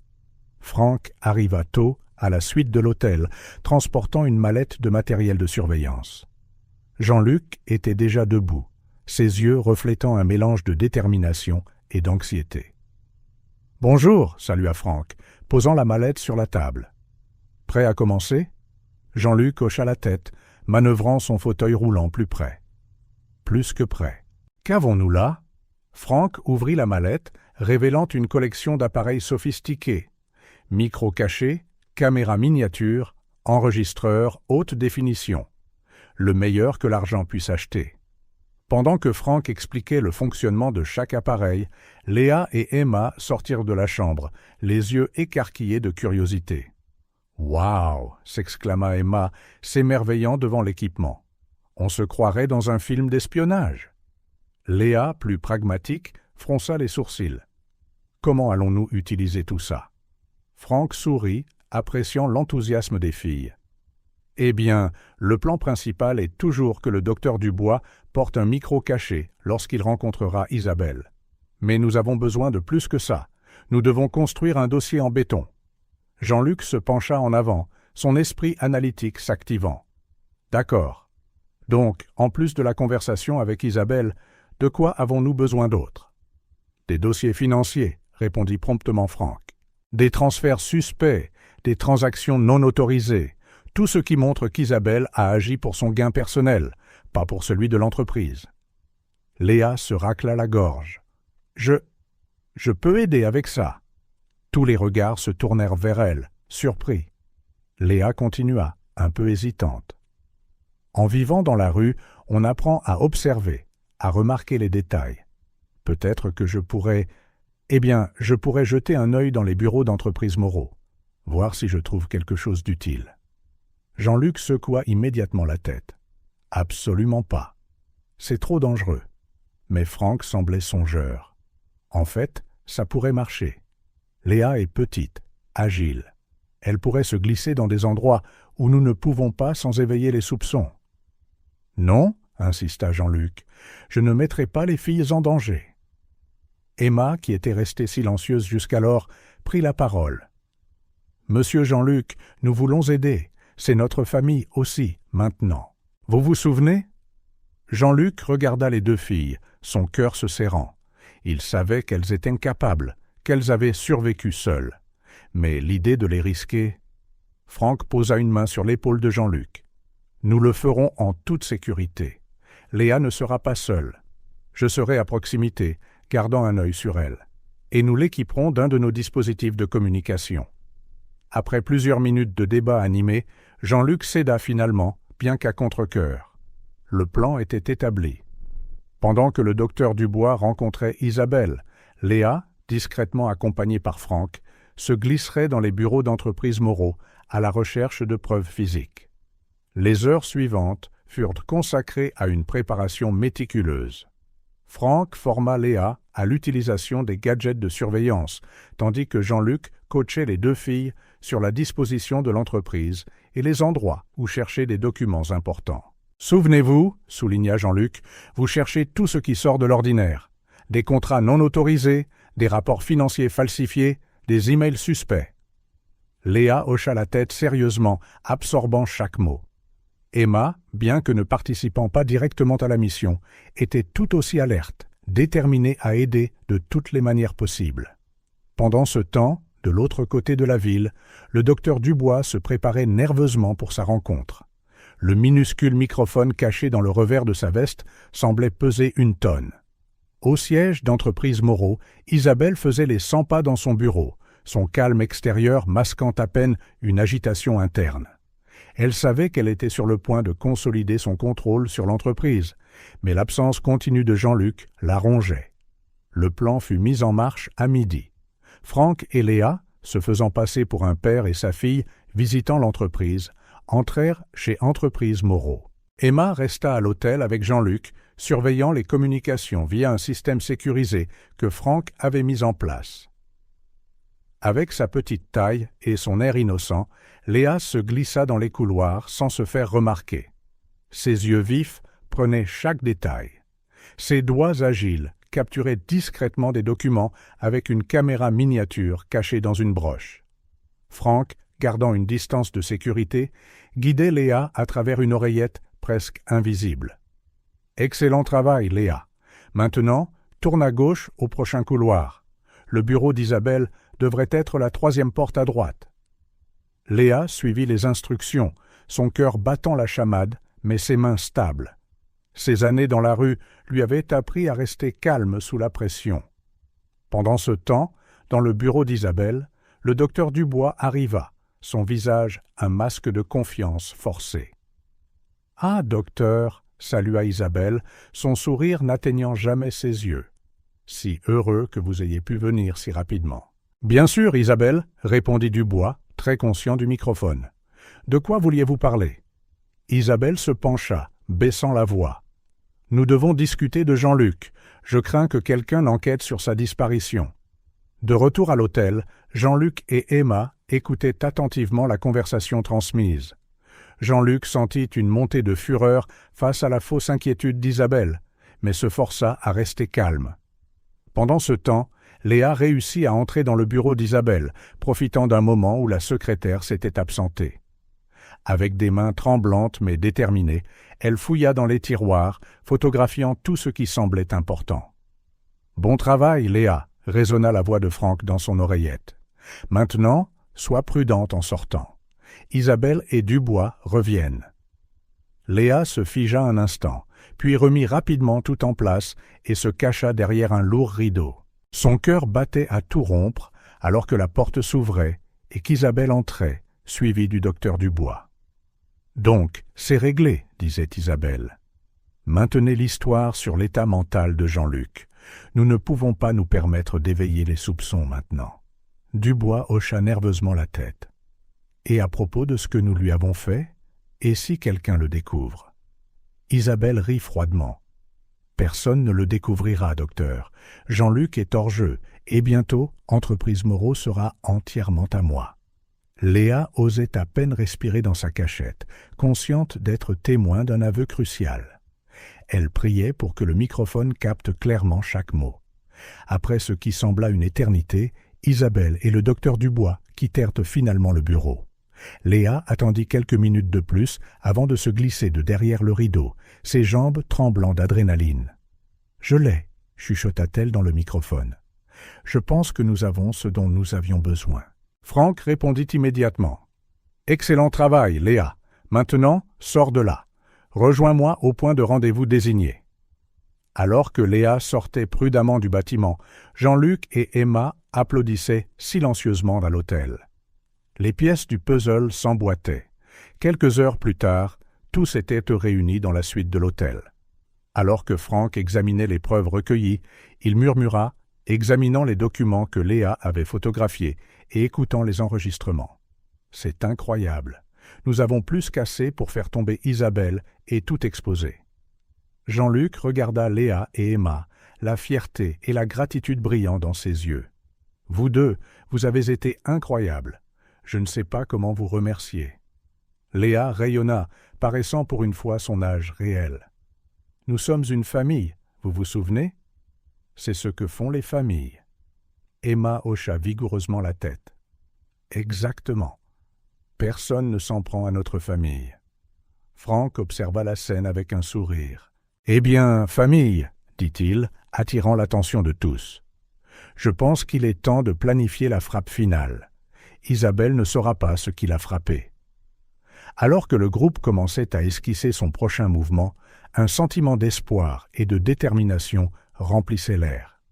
La vérité était sur le point d'éclater et la justice serait rendue. Pour Jean-Luc, Léa et Emma, c'était plus que simplement reprendre une entreprise. Il s'agissait de protéger leur nouvelle famille et de construire un avenir ensemble. Le soleil s'était à peine levé que la suite de l'hôtel bourdonnait déjà d'activité. Frank, Jean-Luc, Léa et Emma étaient rassemblés autour de la table du salon, des papiers éparpillés partout, des tasses de café à moitié vides, témoignant d'une longue nuit de planification. « Bon, repassons le plan une dernière fois, » dit Frank, la voix rauque de fatigue, mais les yeux brillants de résolution. « Jean-Luc, vous ferez votre entrée à la réunion du conseil prévue à 10 heures. Je serai là en tant que votre conseiller juridique. » Jean-Luc hocha la tête, s'ajustant dans son fauteuil roulant. « Compris. Et les preuves ? » ?»« Tout est là, » intervint Léa, brandissant un épais dossier. « Documents financiers, emails imprimés, enregistrements, tout trié et prêt. » Frank sourit, une fois de plus impressionné par l'efficacité de la jeune fille. « Excellent travail, Léa. Ce sera crucial. » Emma, qui assemblait des trousses de premiers secours improvisées de sa propre initiative, leva les yeux. « Et la presse ? Ne devrions-nous pas leur dire aussi ?» Frank fronça les sourcils, considérant la question. « C'est un bon point, Emma. Mais nous devons être prudents. Si la nouvelle fuite avant, Isabelle pourrait prendre les devants. » Jean-Luc tapota ses doigts sur la table, pensif. « Et si nous avions quelqu'un de confiance dans les médias, prêt à rendre l'affaire publique dès que nous donnerons le signal. »« Sandrine, » dit soudainement Frank. « Elle a des contacts dans les médias. Je peux lui demander de préparer les choses en coulisses. » Pendant que Frank passait l'appel à Sandrine, Jean-Luc se tourna vers les filles. « Léa, Emma, vous deux avez été incroyables, mais je veux que vous compreniez que ce qui va suivre pourrait être dangereux. Vous n'êtes pas obligés d'être là. » Léa croisa les bras, son expression déterminée. « Pas question. Nous sommes arrivés jusqu'ici ensemble. Nous finirons ça ensemble. » Emma hocha la tête avec véhémence. « C'est vrai. Nous sommes une équipe maintenant. » Le cœur de Jean-Luc se gonfla de fierté et d'inquiétude. Ces filles, qui avaient déjà tant traversé, étaient prêtes à tout risquer pour lui. C'était une responsabilité qu'il ne prenait pas à la légère. Frank termina son appel, revenant vers le groupe avec une expression sérieuse. « Les gars, nous avons un problème. Sandrine vient de me donner une information préoccupante. » Tout le monde se tourna vers lui, la tension épaisse dans l'air. « Il semble qu'il y ait une autre personne impliquée dans ce complot, » continua Frank. « Quelqu'un à l'intérieur de l'entreprise. Quelqu'un de proche de Jean-Luc. » L'estomac de Jean-Luc se noua. « Qui ?» Frank hésita un instant. « Jacques, votre directeur des opérations, et votre meilleur ami. » Un silence assourdissant suivit. Jean-Luc ferma les yeux, la douleur de la trahison gravée sur son visage. Léa posa instinctivement une main réconfortante sur son épaule. « Comment Sandrine a-t-elle découvert ça ?» demanda finalement Jean-Luc, la voix tremblante. « Elle a découvert des emails, » expliqua Frank. « Des communications entre Jacques et Isabelle discutant du plan. Apparemment, Jacques était mécontent depuis un moment, se sentant sous-évalué. Jean-Luc secoua la tête, incrédule. Toutes ces années, je pensais que nous étions comme des frères. Emma, son jeune esprit luttant pour saisir la profondeur de la trahison adulte, demanda doucement « Qu'est-ce que cela signifie pour notre plan ?» Franck prit une profonde inspiration. « Cela signifie que nous devons être encore plus prudents. Jacques connaît Jean-Luc aussi bien qu'Isabelle. Il pourrait anticiper nos mouvements. » Léa, toujours la pragmatique, réorganisait déjà les documents. Nous devons inclure les preuves contre Jacques dans le dossier. Cela rend notre cas encore plus solide. Jean-Luc hocha lentement la tête, se ressaisissant. Léa a raison, cela ne change pas notre objectif. Cela ne fait qu'augmenter les enjeux. Franck fit les 100 pas dans la pièce, son esprit tourbillonnant. Très bien. Nouveau plan. Jean-Luc, au lieu de vous diriger directement vers la salle du conseil, nous passerons d'abord par le bureau de Jacques, le prendre par surprise, le confronter avec les preuves. Si nous pouvons le faire avouer, ou mieux encore, se retourner contre Isabelle, nous aurons un avantage encore plus grand. Jean-Luc y réfléchit un moment avant d'accepter. C'est risqué, mais ça pourrait marcher. Jacques a toujours cédé sous la pression. Les heures suivantes furent une frénésie d'activité. Franck et Jean-Luc affinèrent leur stratégie, répétant divers scénarios. Léa et Emma organisèrent l'épreuve, créant un dossier séparé ciblant spécifiquement Jacques. Pendant qu'ils travaillaient, Jean-Luc ne pouvait s'empêcher de remarquer à quel point les filles étaient devenues intégrales. Léa, avec ses observations pointues et son attention aux détails, attrapait des nuances que les adultes manquaient. Emma, avec son empathie naturelle, offrait des perspectives sur les motivations des gens. À l'approche de l'heure de la confrontation, la tension dans la pièce était palpable. Franck fit une dernière vérification de l'équipement. Micro caché, caméra discrète, tout était prêt pour capturer toute réaction ou confession incriminante. Jean-Luc, redressant sa cravate et se redressant dans son fauteuil roulant, regarda le groupe. « Quoi qu'il arrive aujourd'hui, dit-il, la voix épaisse d'émotion, je veux que vous sachiez tous à quel point vous comptez pour moi. Il y a quelques semaines, j'étais seul et perdu. Maintenant, j'ai une famille, des gens pour qui il vaut la peine de se battre. » Léa et Emma se précipitèrent pour l'embrasser, leur petite forme l'entourant de manière protectrice. Franck observa avec un doux sourire, se sentant privilégié d'être témoin d'un tel moment.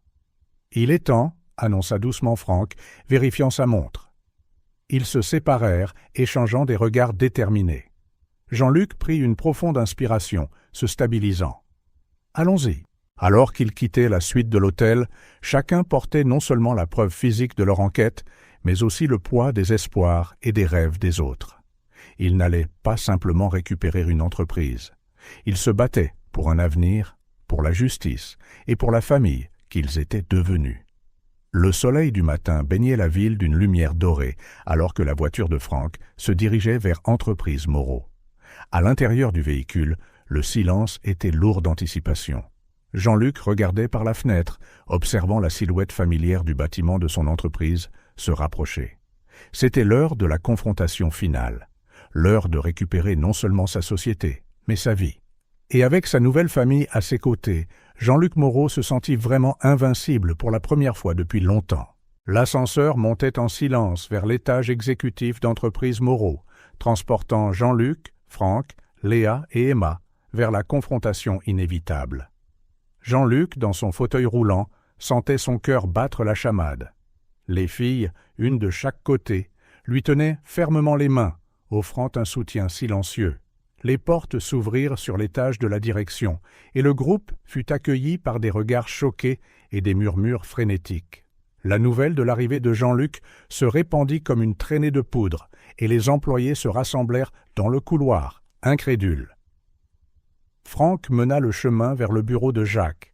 Cependant, avant qu'il n'y parvienne, la porte de la salle du conseil s'ouvrit brusquement. Isabelle en sortit, son visage un masque d'incrédulité à la vue de Jean-Luc. « Jean-Luc !» haleta-t-elle, la voix légèrement tremblante. « Comment ? Qu'est-ce qui se passe ?» Jean-Luc croisa le regard de sa femme, un tourbillon de souvenirs et d'émotions contradictoires traversant son regard. Bonjour Isabelle, nous avons beaucoup de choses à nous dire. À ce moment, Jacques apparut derrière Isabelle, son visage pâlissant à la vue de Jean-Luc. Mon Dieu, Jean-Luc, tu es vivant. La tension dans le couloir était palpable. Les employés se tenaient figés, regardant la scène se dérouler devant eux comme au ralenti. Peut-être devrions-nous continuer cette conversation en privé, suggéra Franck, sa voix calme mais ferme. Isabelle, reprenant contenance, hocha la tête d'un air raide. « Oui, bien sûr. Entrez, je vous en prie. » Le groupe entra dans la salle du conseil, où les membres du conseil attendaient, stupéfaits. Jean-Luc manœuvra son fauteuil roulant jusqu'à la tête de la table, Léa et Emma le flanquant de manière protectrice. « Mesdames, messieurs du conseil, » commença Jean-Luc, sa voix gagnant en force. « Je suis désolé de vous interrompre, mais nous avons des questions urgentes à discuter. » Isabelle et Jacques échangèrent des regards nerveux, se positionnant de l'autre côté de la table. « Jean-Luc, » tenta Isabelle, son ton conciliant. « Tu dois être confus. Nous avons dû prendre des décisions difficiles pendant que tu étais indisposé. » Jean-Luc leva une main, la faisant taire. « Je ne suis pas confus, Isabelle. Je suis parfaitement lucide. Et je sais exactement ce que toi et Jacques avez fait. » Jacques fit un pas en avant, son expression un mélange de peur et de défi. « Jean-Luc, mon ami, tu ne comprends pas. Nous avons fait ce qui était le mieux pour l'entreprise. »« Le mieux pour l'entreprise ?» répéta Jean-Luc, sa voix pleine d'incrédulité. « Me droguer, m'abandonner dans une ruelle, prendre le contrôle de ma société? C'était votre idée du mieux ?» Les membres du conseil haletèrent à l'unisson, des regards de choc et d'horreur parcourant la salle. Franck ouvrit sa mallette et commença à distribuer des documents. « Nous avons ici des preuves détaillées du complot, des dossiers financiers altérés, des emails incriminants, des dépositions de témoins. Tout. » Isabelle et Jacques pâlirent, visiblement, échangeant des regards paniqués. « C'est ridicule !» tenta de bluffer Isabelle. « Ces accusations sont absurdes. Jean-Luc n'est clairement pas dans son état normal. » Léa fit un pas en avant, sa petite silhouette tremblant de colère. « Arrêtez de mentir. Nous nous sommes occupés de monsieur Jean-Luc, après que vous l'ayez abandonné. Nous avons vu comment il allait mieux une fois que les drogues se sont dissipées. » La salle tomba dans un silence absolu, tous les yeux rivés sur la courageuse petite fille qui tenait tête au puissant dirigeant. Ému par la défense acharnée de Léa, Jean-Luc posa doucement une main sur son épaule avant de se tourner à nouveau vers Isabelle et Jacques. « C'est fini.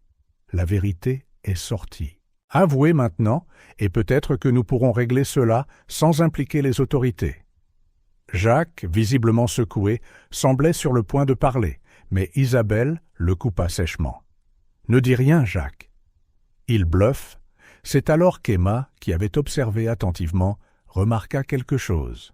« Monsieur Jean-Luc, » chuchota-t-elle en lui tirant la manche. « Regardez leurs mains. » Jean-Luc suivit le regard d'Emma et sentit son cœur se serrer. Isabelle et Jacques, apparemment sans s'en rendre compte, avaient entrelacé leurs doigts, se tenant la main pour un soutien mutuel. La prise de conscience le frappa comme un éclair. « Vous deux, » commença-t-il, la voix brisée. « Ce n'était pas seulement pour l'entreprise, n'est-ce pas?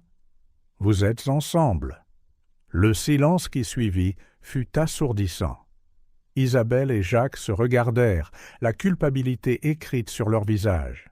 « Jean-Luc, » dit finalement Jacques, la voix tremblante, « nous n'avons jamais voulu que ce soit comme ça.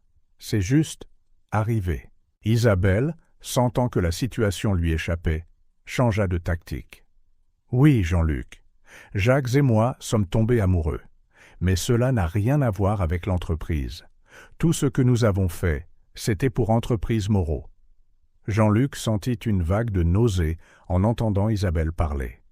Des années d'amitié, de confiance et d'amour, toutes détruites en un seul instant.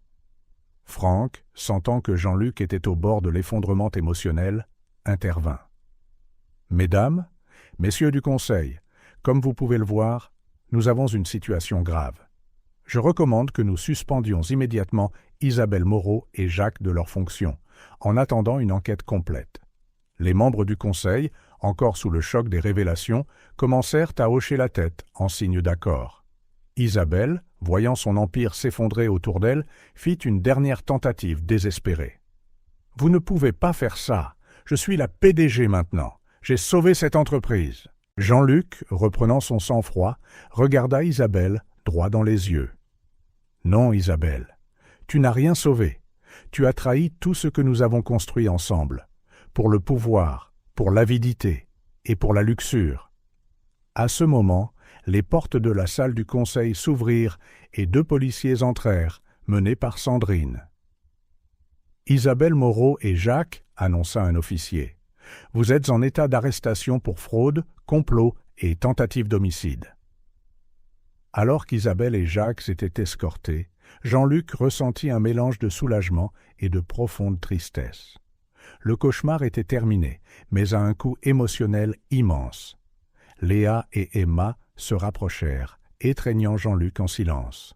Franck posa une main sur son épaule, offrant un soutien silencieux. En regardant sa nouvelle famille improvisée, Jean-Luc sentit pour la première fois depuis longtemps une lueur d'espoir. Le chemin à parcourir serait difficile, mais il n'était plus seul. La vérité avait éclaté, et avec elle, la chance d'un nouveau départ. Les semaines qui suivirent les révélations dramatiques chez Entreprise Moreau furent un tourbillon de procédures judiciaires, de réunions sans fin et d'une couverture médiatique intense.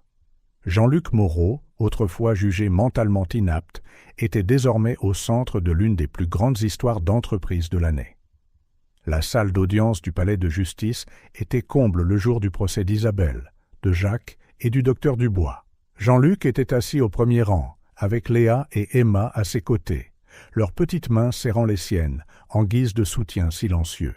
Franck se tenait à proximité, son visage empreint d'une détermination professionnelle. Quand Isabelle entra, escortée par des officiers, leurs regards se croisèrent brièvement. Jean-Luc sentit un pincement de douleur en voyant la femme qu'il avait autrefois aimée, maintenant une étrangère froide et calculatrice. Isabelle détourna la première le regard, sa posture rigide trahissant un mélange de défi et de peur. Jacques suivit, ressemblant à une version creuse de l'homme confiant que Jean-Luc considérait autrefois comme son meilleur ami. Ses yeux étaient baissés, évitant tout contact avec tout le monde dans la pièce. Le docteur Dubois entra en dernier, tremblant visiblement. Contrairement aux 2 autres, son visage était marqué par un remords sincère. Le procureur exposa l'affaire avec une précision impitoyable, détaillant le complot élaboré pour écarter Jean-Luc du pouvoir et prendre le contrôle d'Entreprise Moreau. Les preuves étaient accablantes, emails incriminants, dossiers financiers falsifiés et les enregistrements accablants obtenus par Franck et les filles. Quand ce fut au tour de Jean-Luc de témoigner, il manœuvra son fauteuil roulant jusqu'à la barre des témoins, sentant le poids de chaque regard dans la salle d'audience. « Monsieur Moreau, » commença le procureur, « pouvez-vous nous dire, avec vos propres mots, ce qui s'est passé la nuit où vous avez été abandonné ?» Jean-Luc prit une profonde inspiration, son regard balayant la salle avant de se fixer sur Isabelle et Jacques. « Je me souviens d'être à la maison, de me disputer avec Isabelle à propos de l'entreprise. Jacques était là aussi. Je me souviens m'être senti étourdi, confus. La dernière chose que j'ai vue avant de perdre connaissance, c'est Isabelle hochant la tête en direction de Jacques, qui tenait une seringue. La salle d'audience éclata en murmures choqués. Le juge frappa de son marteau, appelant à l'ordre. « Et ensuite, que s'est-il passé, monsieur Moreau ?» Je me suis réveillé dans une ruelle. Seul, confus et incapable de me souvenir de qui j'étais, continua Jean-Luc, la voix épaisse d'émotion au souvenir. Sans Léa et Emma, 2 courageuses jeunes filles qui m'ont trouvé et ont pris soin de moi, je serais peut-être mort là-bas.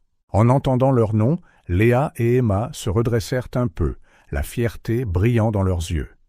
Le procès se poursuivit avec les témoignages d'employés d'Entreprise Moreau, d'experts médicaux et, de manière cruciale, du docteur Dubois, qui accepta de témoigner en échange d'une peine réduite. Finalement, après des jours d'arguments et de délibérations, le verdict fut annoncé. Isabelle et Jacques furent reconnus coupables de tous les chefs d'accusation, complot, fraude, tentative d'homicide et divers crimes d'entreprise. Le docteur Dubois, en raison de sa coopération, reçut une peine plus légère, mais fit tout de même face à des années de prison et à la perte de sa licence médicale. Alors qu'Isabelle était emmenée, elle jeta un dernier regard à Jean-Luc. Pendant une brève seconde, il entrevit une lueur de quelque chose. Regret? Remords? Cela disparut rapidement, remplacé par le masque froid qu'elle avait porté tout au long du procès. Jacques, en revanche, avait l'air complètement brisé. Avant d'être escorté, il se tourna vers Jean-Luc. « Je suis désolé, » dit-il, sa voix à peine audible. « Vraiment ?» Jean-Luc ne répondit pas. Les mots semblaient inadéquats face à une trahison aussi profonde. En quittant le palais de justice, Jean-Luc fut accueilli par une foule de journalistes. Des flashs d'appareils photo et des questions criées l'entouraient. Franck le guida rapidement à travers la cohue, avec Léa et Emma, formant un bouclier protecteur à ses côtés. De retour dans les bureaux d'entreprise Moreau, Jean-Luc fit face à sa prochaine bataille, reprendre le contrôle de son entreprise. Le conseil d'administration était en plein chaos, les actionnaires paniqués et les employés désorientés après des semaines d'incertitude. Monsieur Moreau l'aborda un membre du conseil avec hésitation lors d'une réunion d'urgence. « Nous comprenons que vous avez traversé une terrible épreuve, mais l'entreprise a besoin d'un leadership stable maintenant. Vous sentez-vous capable de reprendre la barre ?» Jean-Luc regarda autour de la table, voyant des visages anxieux et inquiets. Il sentit le poids de la responsabilité, non seulement pour les emplois et l'avenir de milliers d'employés, mais aussi pour l'héritage qu'il avait bâti. « Oui, » répondit-il fermement, « je suis plus que capable, et j'ai une nouvelle perspective sur ce qui compte vraiment. » Dans les jours qui suivirent, Jean-Luc travailla sans relâche pour stabiliser l'entreprise. Il rencontra les employés, rassura les investisseurs et commença à mettre en œuvre des changements pour rendre Entreprise Moreau plus transparente et éthiquement responsable. Léa et Emma étaient des présences constantes, observant souvent depuis les coulisses des réunions, offrant des sourires encourageants chaque fois que Jean-Luc semblait fatigué. Leur simple présence était un rappel continu de ce qui était vraiment important. Un soir, après une longue journée de conférences, Jean-Luc trouva les filles profondément endormies sur le canapé de son bureau. Il sourit doucement, drapant sa veste sur elles. Franck entra tranquillement, observant la scène. « Elles se sont vraiment attachées à vous, » remarqua-t-il. Jean-Luc hocha la tête, son expression s'adoucissant. « Et moi à elles. Je ne sais pas ce que j'aurais fait sans elles, sans vous tous. » Franck posa une main rassurante sur l'épaule de Jean-Luc. « Vous êtes un homme fort, Jean-Luc. Vous avez surmonté une trahison inimaginable et vous reconstruisez non seulement votre entreprise, mais votre vie. » Parfois, admit doucement Jean-Luc, la douleur de cette trahison semble insupportable. Isabelle, Jacques, ils étaient ma famille. Et maintenant, vous avez une nouvelle famille, répondit Franck, désignant les filles endormies. Une qui vous a choisi, qui s'est battue pour vous. Jean-Luc sentit les larmes lui monter aux yeux. Vous avez raison. Et je vais passer le reste de ma vie à m'assurer qu'elles sachent à quel point elles comptent pour moi. Alors que les deux hommes regardaient les filles dormir paisiblement, il y avait un sentiment que, malgré toutes les épreuves et les trahisons, quelque chose de précieux était né de cette épreuve. Une famille improbable, unie par l'adversité et renforcée par l'amour et la loyauté mutuelle. Jean-Luc savait que le chemin à parcourir serait encore difficile. Reconstruire la confiance dans l'entreprise et dans sa vie personnelle prendrait du temps. Mais en regardant Léa et Emma, il ressentit pour la première fois depuis longtemps un véritable espoir pour l'avenir. La justice avait été rendue, les conséquences assumées. Il était maintenant temps de guérir, de reconstruire et surtout de chérir la famille qu'il avait trouvée dans les circonstances les plus improbables. La salle d'audience du juge aux affaires familiales était décorée de dessins colorés et de photos de familles souriantes. Jean-Luc Moreau ajusta nerveusement sa cravate, tandis que Léa et Emma, vêtues de leurs plus belles robes, lui tenaient la main. Franck se tenait à côté d'eux, un sourire encourageant sur le visage. « Monsieur Moreau, » commença le juge, regardant par-dessus ses lunettes. « Je comprends que vous souhaitez adopter Léa et Emma. Étant donné la nature inhabituelle de cette situation, nous avons mené une enquête approfondie sur vos circonstances. » Jean-Luc hocha la tête, sentant son cœur s'emballer. Les dernières semaines avaient été des montagnes russes émotionnelles de paperasse et d'entretien, mais rien ne comptait plus pour lui que d'officialiser le lien qu'il avait tissé avec les 2 filles qui lui avaient sauvé la vie. Le juge continua, un petit sourire se formant sur ses lèvres. « Je dois dire, monsieur Moreau, que je rencontre rarement un cas aussi clair d'une famille qui est faite pour être ensemble. J'ai le plaisir d'approuver cette adoption. » La salle d'audience explosa de joie. Léa et Emma bondirent de leur siège, jetant leurs bras autour de Jean-Luc de toute leur force. Franck applaudit, des larmes non versées brillant dans ses yeux. « Félicitations, monsieur Moreau, » dit le juge en remettant les documents officiels. « Vous êtes maintenant officiellement une famille. » En quittant le tribunal, Jean-Luc se sentit plus léger qu'il ne l'avait été depuis des années. Léa et Emma sautaient en avant, discutant déjà avec enthousiasme de la façon de décorer leur nouvelle chambre. « Alors, papa, » dit Léa, testant le nouveau mot avec un sourire timide. « Qu'est-ce qu'on fait maintenant ?» Le cœur de Jean-Luc se gonfla en entendant le mot « papa ». « Eh bien, ma chérie, maintenant, nous célébrons. Et ensuite, eh bien, nous avons un monde à changer. » Dans les semaines qui suivirent, le manoir autrefois froid des Moreau se remplit d'une nouvelle vie. Les pièces furent peintes de couleurs vives, des rires résonnèrent dans les couloirs, et l'odeur des biscuits faits maison, grâce aux aventures culinaires d'Emma, flottait souvent dans l'air. Pour Jean-Luc, cependant, la véritable transformation se produisait dans son cœur. Chaque sourire de Léa, chaque câlin d'Emma guérissait un peu plus les blessures laissées par la trahison d'Isabelle et de Jacques. Un soir, alors que la famille nouvellement formée dînait avec Franck, devenu un invité fréquent, Jean-Luc partagea une idée qu'il avait mûrie. « Les filles, Franck, commença-t-il, posant sa fourchette. J'ai beaucoup réfléchi à notre parcours, à la façon dont nous nous sommes trouvés. Et je ne peux m'empêcher de penser à tous les autres enfants dehors, comme vous l'étiez autrefois, sans maison, sans espoir. » Léa et Emma échangèrent un regard, leurs yeux pleins de compréhension. Jean-Luc continua, sa voix gagnante en enthousiasme. « Je veux utiliser les ressources d'Entreprise Moreau pour faire une différence. Je pense créer une fondation axée sur l'aide aux enfants sans abri. » Franck hocha la tête avec approbation. « C'est une idée merveilleuse, Jean-Luc. Avec votre influence et vos ressources, vous pourriez avoir un impact réel. »« On peut t'aider » demanda Emma avec empressement. « On connaît beaucoup d'enfants encore dans la rue. On pourrait leur parler, leur montrer qu'il y a de l'espoir. » Jean-Luc sourit, fier de la compassion de sa fille. « Bien sûr que vous pouvez aider. En fait, je veux que vous soyez une partie intégrante de ce projet. Qui de mieux pour comprendre les besoins de ces enfants que vous ?»